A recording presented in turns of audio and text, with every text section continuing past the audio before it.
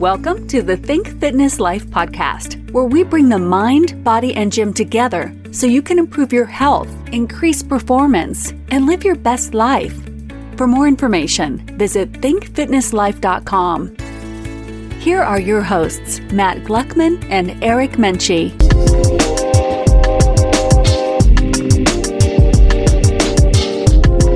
Welcome back to the Think Fitness Life podcast, Mindset, Exercise, and Nutrition, with your hosts, Matt Gluckman and Eric Menchie. It's been a while since we've done one just us. We've been getting some people reaching out for collaborations and getting some good people on to interview them on the show. And it's been really fun. It's been really fun to see where the podcast takes us, see who we meet and cross paths with, and just helps amplify our effectiveness. And it's been cool to also help out with other people's projects, being the training team for them and stuff. And in that endeavor, we've kind of come full circle and been able to kind of hone in on what we like to label the 5 rules of training.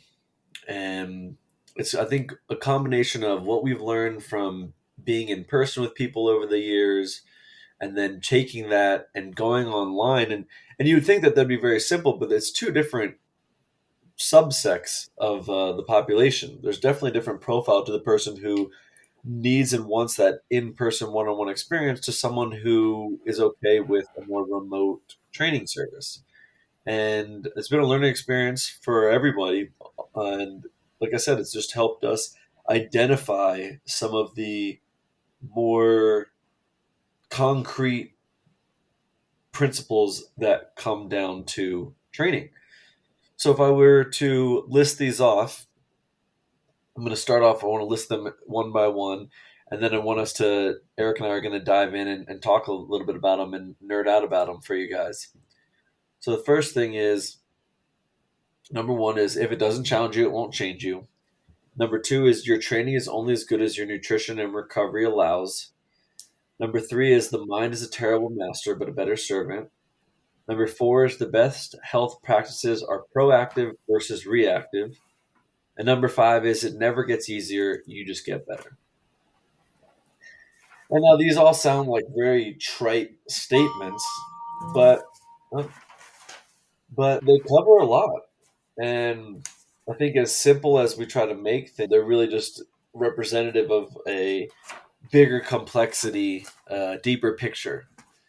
So yeah, we can start off right with number 1. If it doesn't challenge you, it won't change you. I think the biggest thing I look at here is just a comfort zone and how you expand your comfort zone. If you never get out of that comfort zone, then you just stay in your range and you never expand that range. And it gets deep here, but I think that's the goal, is expansion. That's what the universe has always done since the beginning, is expanded. And that's what we do as individuals. And we just keep expanding and become, deeper relationships as we expand with our friends, with our spouses, with children, with our parents. And it's the same thing that applies to training. You're not going in and doing the same exact thing you did weeks ago, years ago. It's not the same exact squat. You've expanded your experience, your expertise, and the value that you get out of that exercise now. So go ahead. And with that, it's a learning. I always equate change and challenge to learning. We've all gone to school at a young age and have started with math. You learn how to add and subtract, then you have to keep learning new processes. And that's what this life is about, is learning new things, always learning. And this principle is great because a lot of people lose this aspect, especially when training. They get a program, they do said program, and then they repeat it, but nothing changes within that program. The human body is a fascinating system of systems that functions for survival. And in order to survive, it will adapt and change to its environments and whatever you put it in.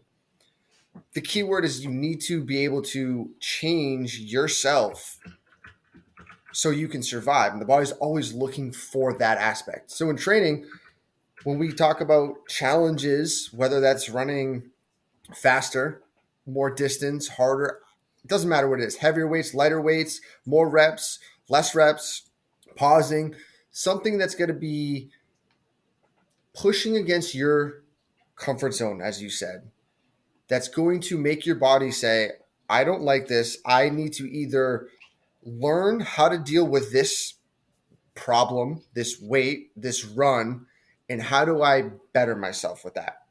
And it's simple. Once you challenge or come to a problem, the brain needs to solve it. And how does it solve it? By working process, understanding it, and then adapting to it. So the next time you see that problem come about, that change is already made. And I think that's what's fascinating about the human brain is it takes these problems, it's a learned experience. So the next time you meet said experience or something like it, the brain's like, I know the answer to this.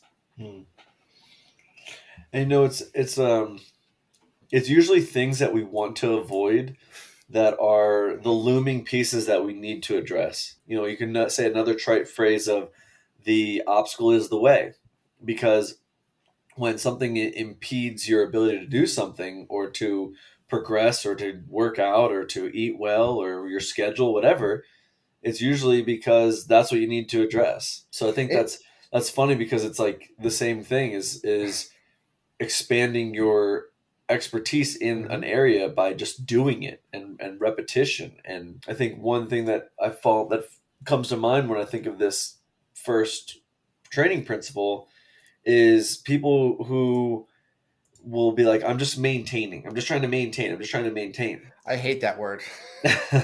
Well, and in reality, it's somewhat of a myth. I mean, I love the analogy of the stock market, right? Because the stock market is growing at 9% per year. So in order for a company to maintain, they're technically growing at least a 9% rate every year.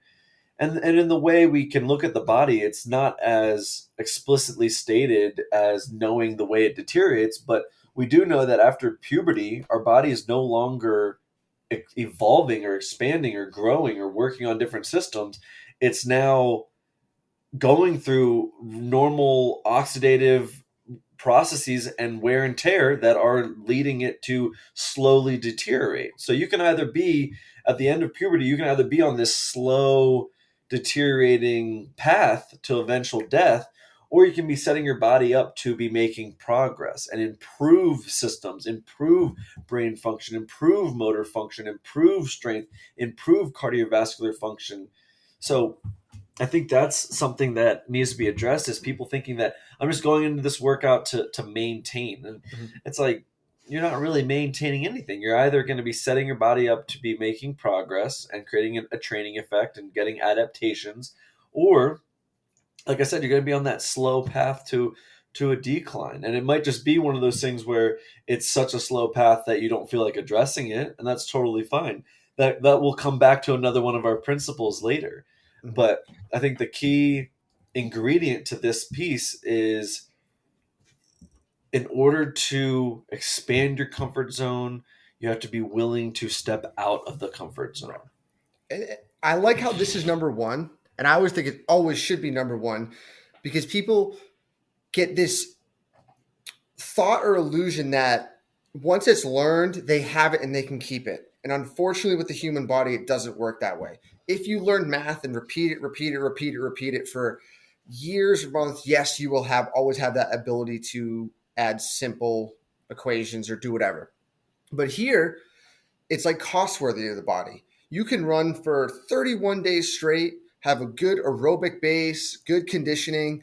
But if you stop that and not do it for 4 to 5, whatever, how many months, you're going to lose that capability, because the cells are saying, hey, if we're not using it, there's no need for us to take it and keep it within the body.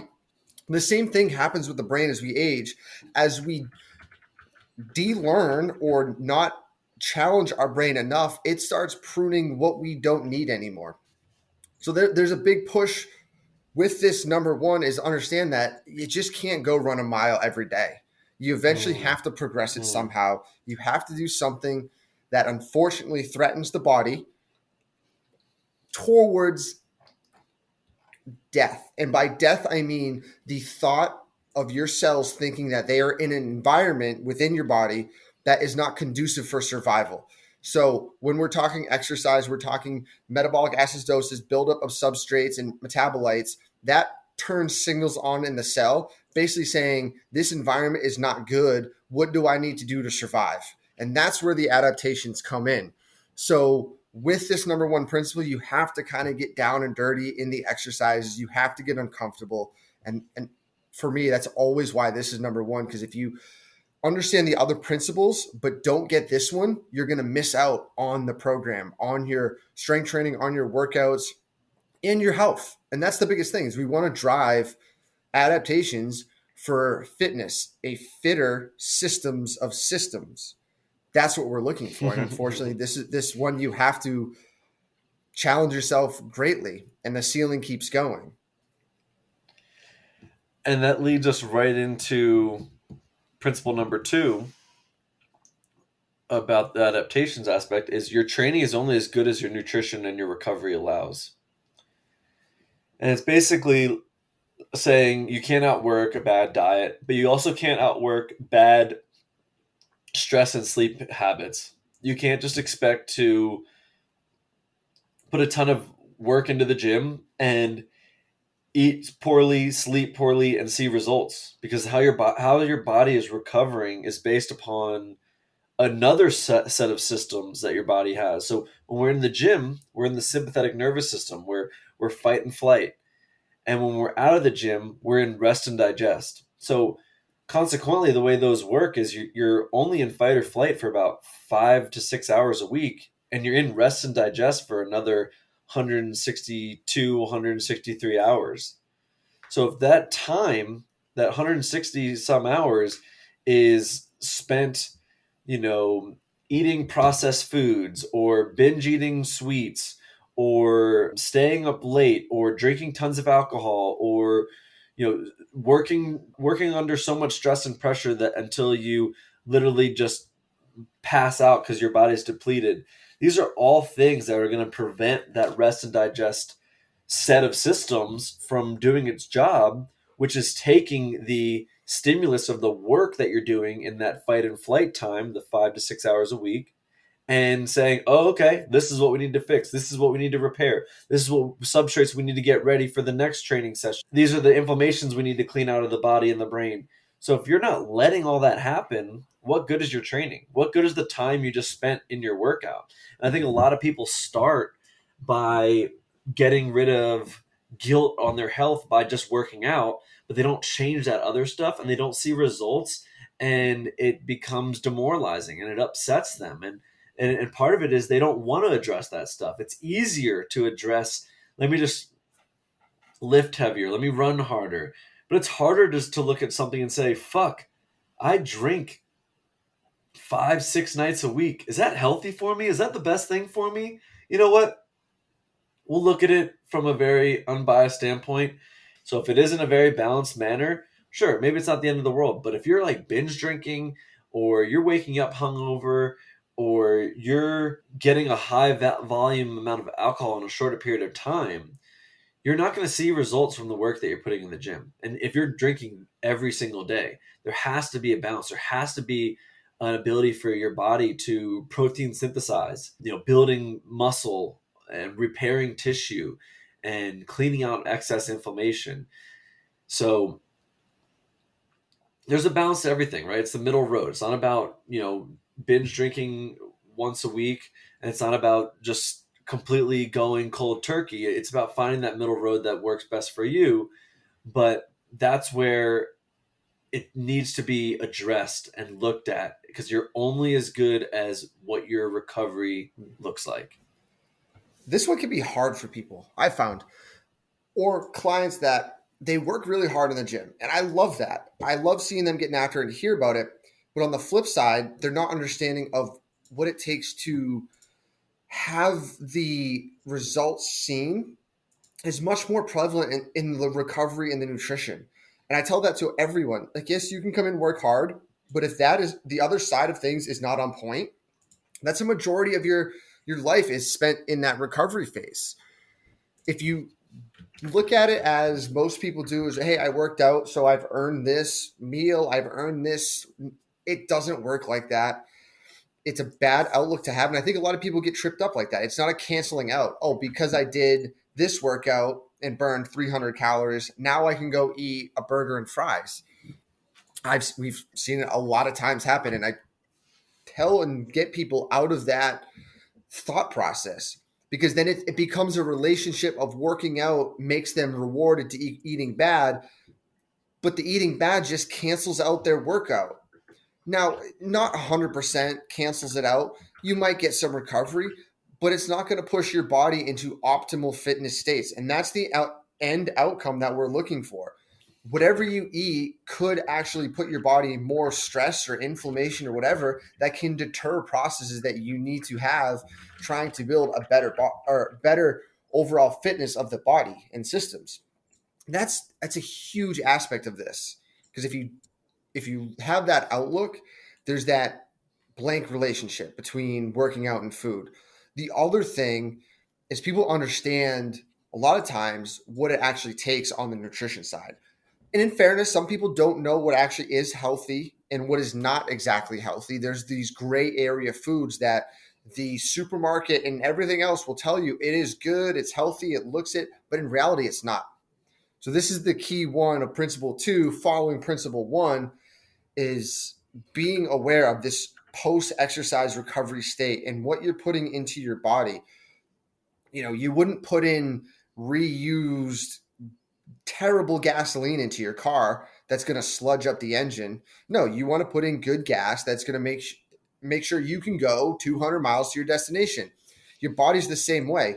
To have longevity and quality of life, you need to put good food into the system for allow the cells to recover.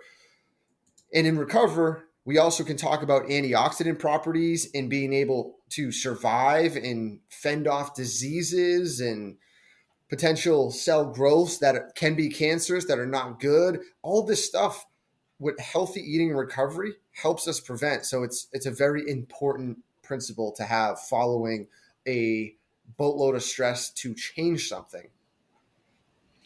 There is a lot of people say they're working away the demons, or they're fighting away the demons, or they're going to a dark place for their workout and things like that. Your thoughts are going to create a cascade of physiological responses based upon their experiences. Meaning, if you have a trauma or stress that's causing your body to release cortisol, and you have to avoid that in order, and you work out so hard so that you avoid that, you're really just tiring yourself out to make it dormant. You're being like a functional alcoholic in a way.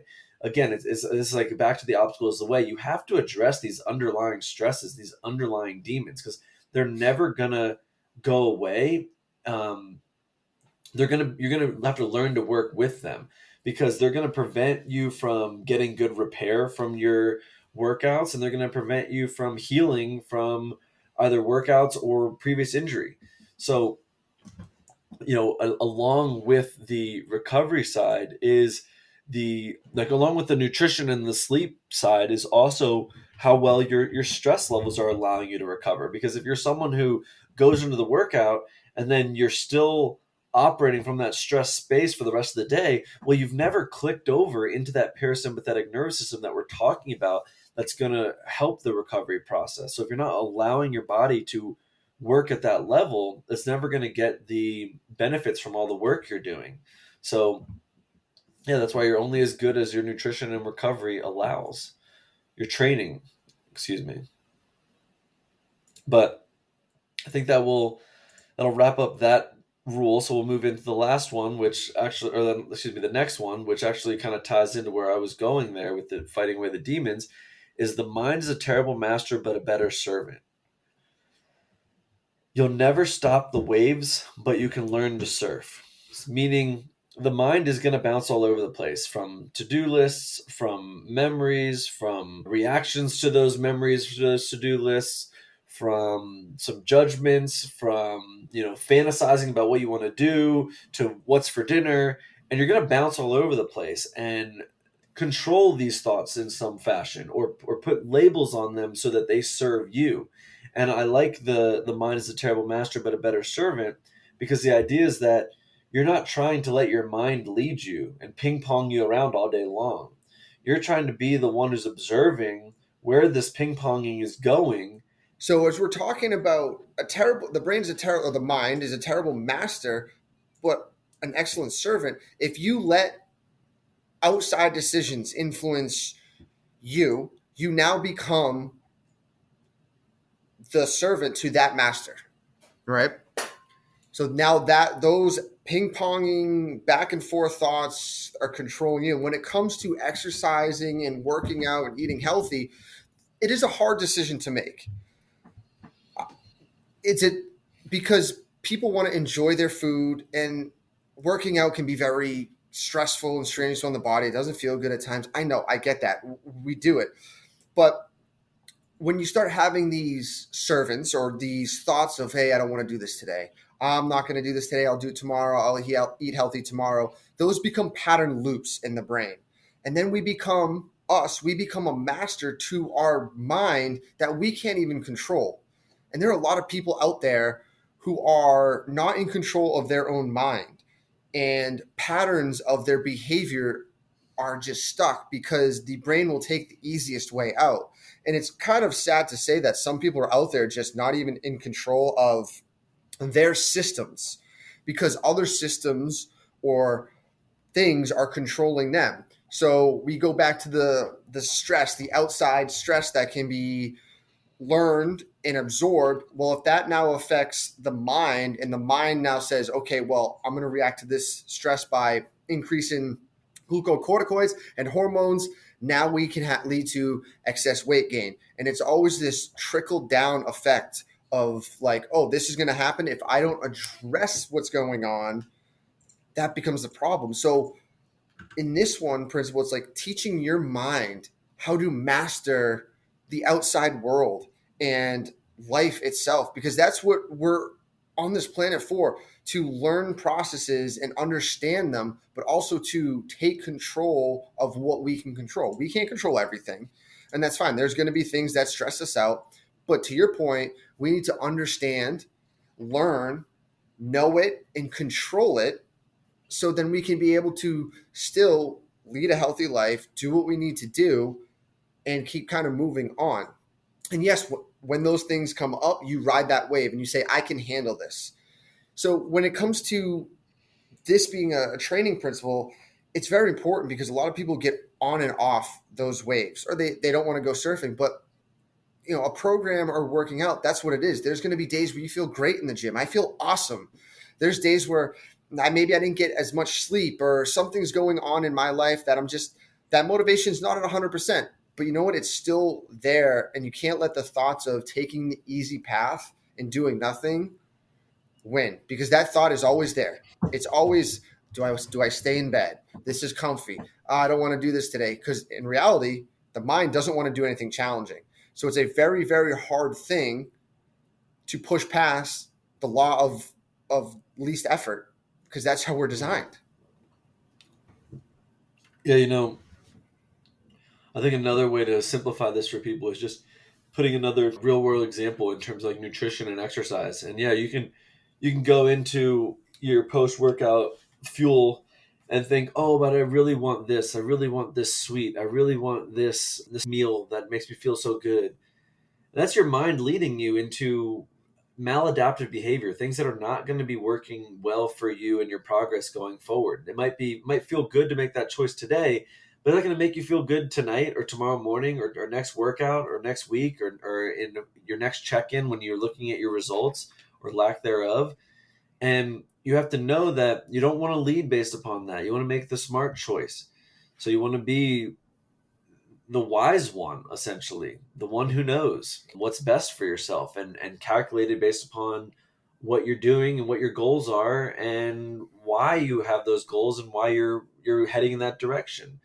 And then back to exercising, you can go into a session or a set of a squat or a deadlift or a bench. You might think, oh, I'm really scared, I can't do this. And you start to second guess yourself. And even people like professional athletes will talk about that positive self-talk and how they get out of these fear responses that the mind will put on them that are natural. Tony Hawk talks about it of how he thought like, oh my gosh, going into the 900 it was super scary, but he kind of had to calm his mind and be the leader, and he became the master of his mind. He didn't become the servant to his mind and have him led by his fear and his reactionary thoughts. Because that's the thing, is we have a thought about something and we immediately have a reaction and a viewpoint to it, and they all happen in such a fast time. So it's easier said. This rule is easier stated than corrected. Corrected, it takes a lot of effort and work and time, and it can take meditation, it can take medication. But the bottom line is you're basically allowing yourself to have a platform to work with your thoughts and improve the way that your mind operates. Because we have like an antecedent, a behavior, and a consequence. So think stimulus, thought, and then reaction. And it's happened so quick, and it's a brain pathway, and we need time in order to say, whoa, I don't want us to go down that pathway. I know where that takes me. That takes me to binge eating. That takes me to drinking late at night. It takes me to having a cigarette. And I want to correct this, course correct, and steer this towards my better future. And that's where we're talking like system 1 and system 2, correct? Like that system 1 has more influence on behavior. It's that quick reactionary behavior emotion, where system 2, it's more that you 100% nailed it, that effort and attention and kind of taking that and saying, hey, let me think about this a little bit more. And it's built into us. We're designed that way for survival. So we have system 1, system 2. And I found as we're going on in the world now, life is built more for system 1s, quick buys, quick attention, quick this, quick that. So as we're listening to these principles, is understanding, like as Matt said, have the effort, attention to learn self-control, and then you can master that so-called system 1, that quick reactionary thought or reaction that the brain wants to shoot you a reward for. And then once you control that, especially as you gear it towards your life, healthy lifestyle of fitness, working out, training, that becomes easier and easier and easier. So it's not this just quick reaction. You understand you actually take control of your mind through that thought and effort of our thinking pathways. And I think that leads us into number 4, which is the best health practices are proactive versus reactive. We spend the most amount on healthcare in this country, in the United States, and we're ranked like 50, somewhere between 50 and 60 in terms of health in a global perspective. So a lot of that money spent is in reactive healthcare. Yeah, I think we are one of the highest up there, and it's crazy because a lot of it is reactive. You get sick, then you go to the hospital. You get this, then you do that. Then you start. Health needs to come first, right? If someone has a kid in a family, what usually comes first? As they're young, that they do. The kids and family come first.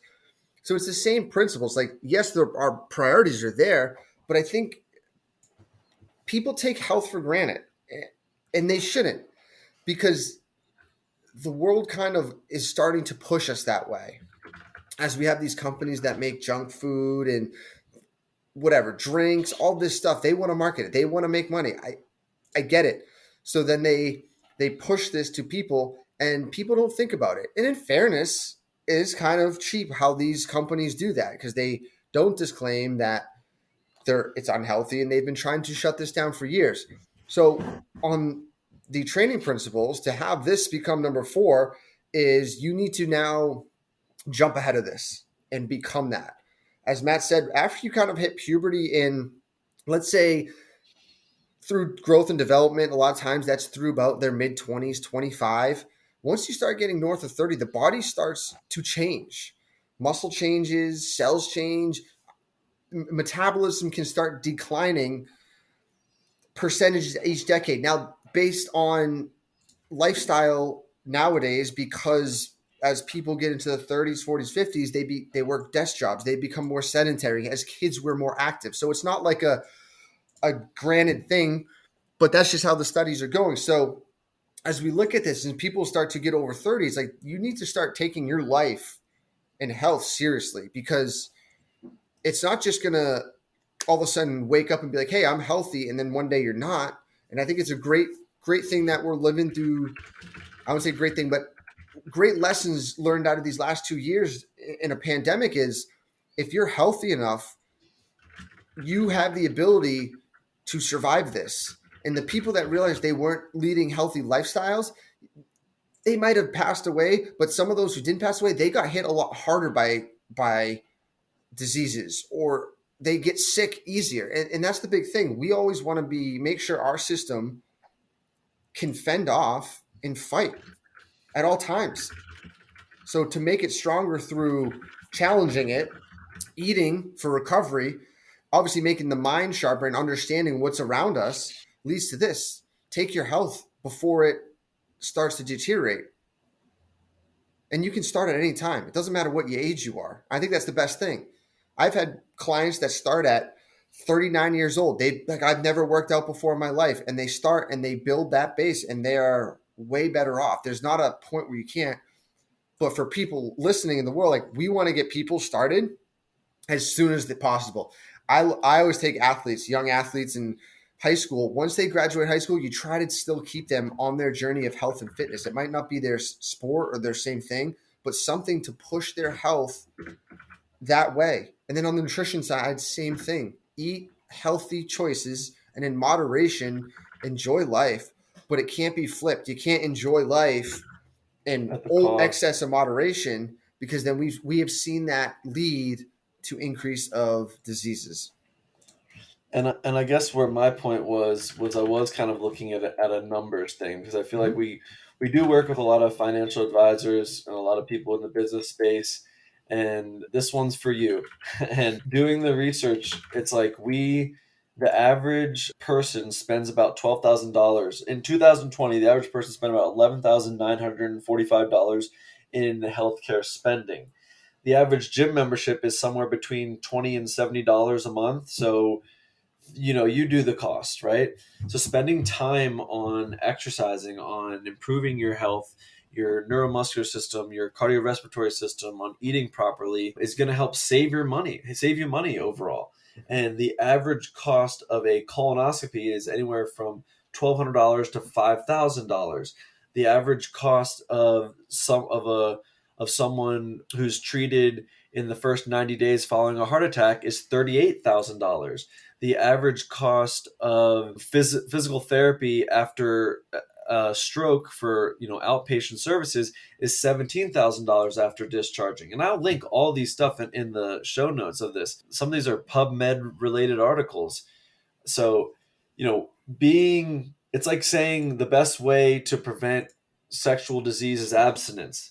Being the best way to keep your health away from these serious, problems, whether it be a heart attack, a stroke, or just debilitated in any way, is to maintain your health, keeping it strong and vital. And we talked about it before. The only way you're maintaining through time is progressing. So the best health practices are proactive, not reactive. Not once your leg is broken, that's when you're going to strengthen your leg, because it's kind of too late at that point.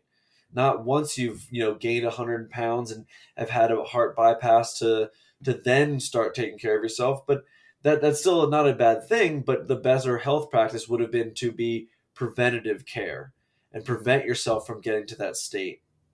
And I've had clients that are, have gone through whatever because they weren't proactive. And now to this day, since that event of whatever, that happens, they are now each day they are proactive to their health.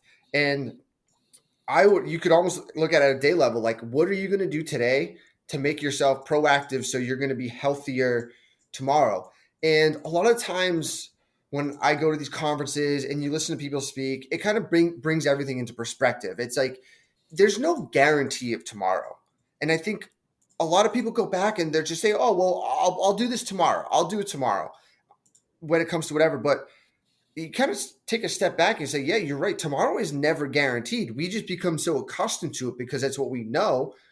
And if you're not leading a healthy life today, like what could tomorrow bring to you? And for me, that's like if I'm eating unhealthy and I was them, I would be terrified. Like who wants to wake up and something go wrong and all of a sudden like, hey, you got to go to the hospital. You have this, and you're like, uh-oh. And unfortunately, a lot of looking at stats, a lot of diseases can be preventable.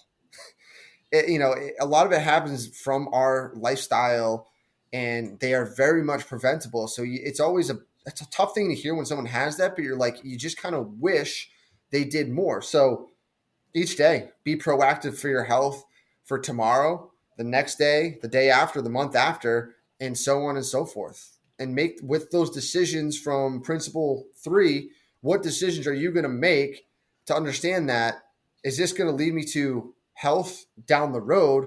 Not just, is this going to make me feel happy for the next 5 minutes? The next 5 minutes don't really matter when it comes to, I'm talking about food here. Like if you eat something unhealthy or do something unhealthy, you got to look big picture. And I like thinking about money in this aspect. It's a good little metaphor to kind of think about it. It's like you don't want to think, oh, I just want to save all my money and not spend a single dime today on food or anything that's good for my health because I want to save it for tomorrow. Well, you might die today, right? But you also don't want to say, I'm going to spend all my money today and celebrate and party and be irresponsible because I'm going to die tomorrow and anyway, and I won't have money. No, you want to find somewhere in the middle road is, using your time, your money, your energy, your resources to better yourself for today, for the future, but also being mindful of I need to be trying to think of the future and not just burn myself out with squats or wreck my knees or my hips or my lower back and forego working out tomorrow. So it's somewhere in that middle road. You could also think of like, I love money analogy because money hits people hard. If you're always taking out, let's say you're being reactive and you're not being proactive. So you have a savings, but you're not saving anything. You're just taking everything out. You're living life. Your bank account is going to dwindle down. That your bank account could be your lifespan longevity. If you keep doing things and not putting money back in and saving, you're cutting that thing down real fast.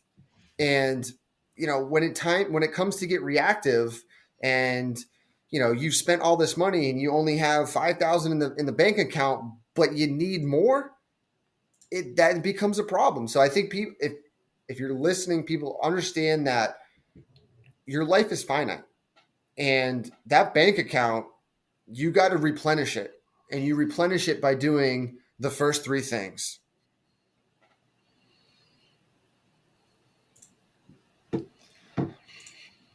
And that leads us to our final rule of training, which is it never gets easier, you just get better.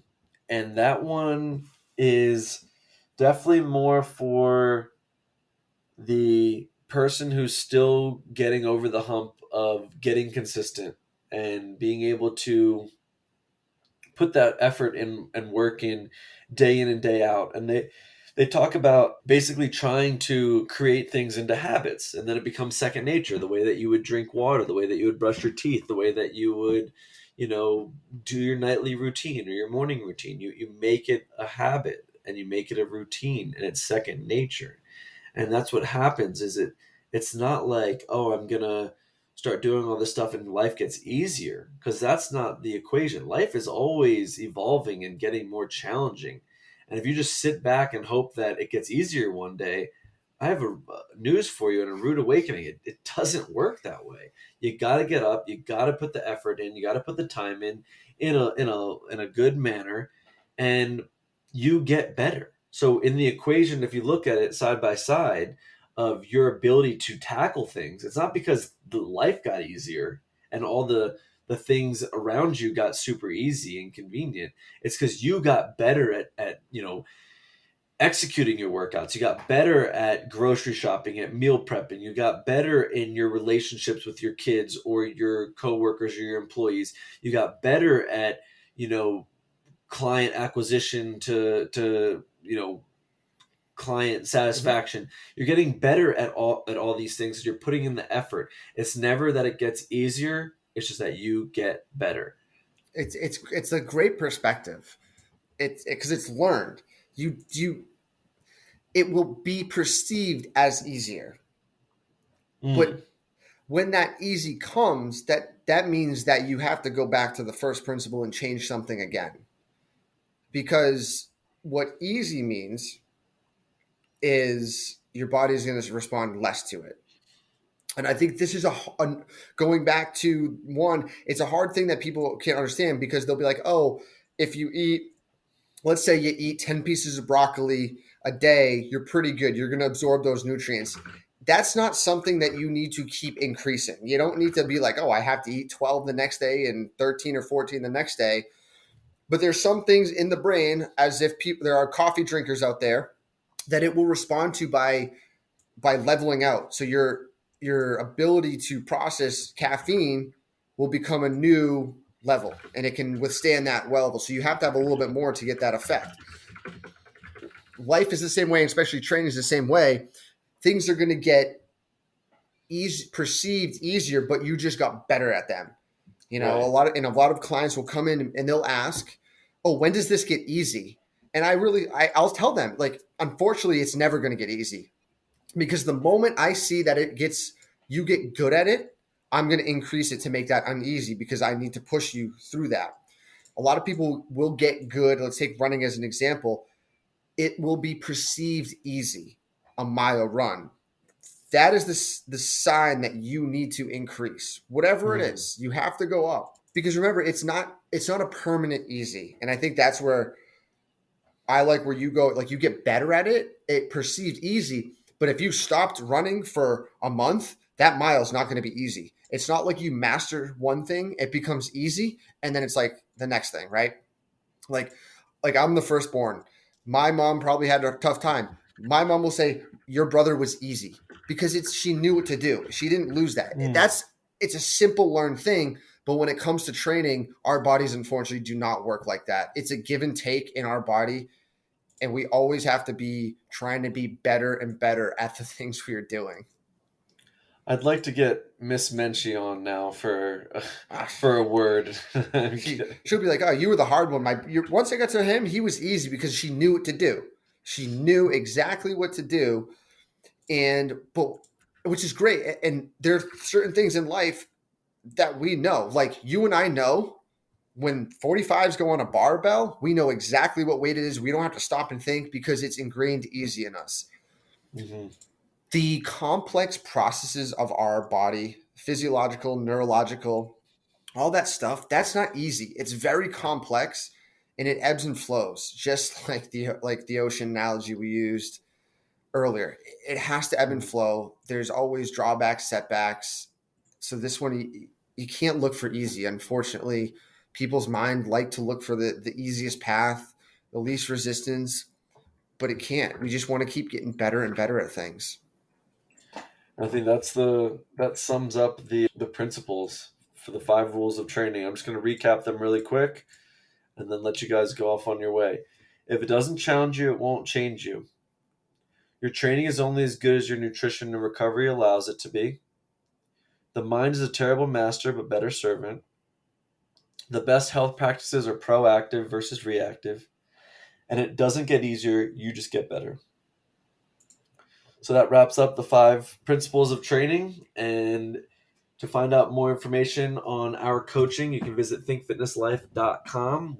So a lot of people ask us what's the best supplement, and our answer is pretty simple. We tell people to eat whole foods, because when you eat a whole foods diet that includes a variety of plants, then you're getting all the essential vitamins and minerals in a bioavailable way to allow your body to absorb everything properly.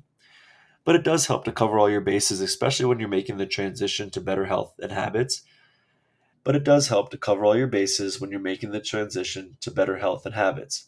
And I've used whey proteins, some of the plant-based ones, but the flavor's kind of off, and I still don't feel comfortable when I'm not entirely certain what they include. So if you're looking for the right supplement, and they're called Life Fuel, their formulas are derived from 25 real whole foods They have 2 products, their Essential Shake, which has 27 vitamins and minerals per serving, and the Recovery Shake, which has 25 grams of protein per serving. They both come in vanilla and chocolate. And what I love about this company even more is how much they care about their sourcing, and they care just as much about the environment that they're getting these products from than they do about turning a profit. They deliver the highest quality ingredients. Everything is science research based upon what goes into their products. They're handpicked at harvest. They're 100% plant-based, 100% organic, FDA regulated, third-party tested for heavy metals and pesticides and herbicides. And they also have a certified green facility that allows them to eliminate waste and protect the environment. So with these guys, you're getting no GMOs, no soy, and their packaging is even made from recycled materials. If you're interested, check out Life Fuel. That's LYFE fuel.com. And now for a limited time, you can use Think Fitness Life 10 at checkout, and you'll receive an additional 10% off. Thanks for tuning in to the Think Fitness Life podcast. For more information on additional podcasts or YouTube videos or blogs, you can check out our website. That's www.thinkfitnesslife.com, all one word. And if you're looking for more additional services other than just the do-it-yourself approach, we offer programming, monitoring, and training, where you can get additional information on that at our website as well. Or you can send us a message at thinkfitnesslife, all one word, at gmail.com. Thanks for tuning in. See you next time. Catch you next time. If you're ready to make steps towards improving your health or increasing your performance, book a free 30-minute call today by visiting thinkfitnesslife.com.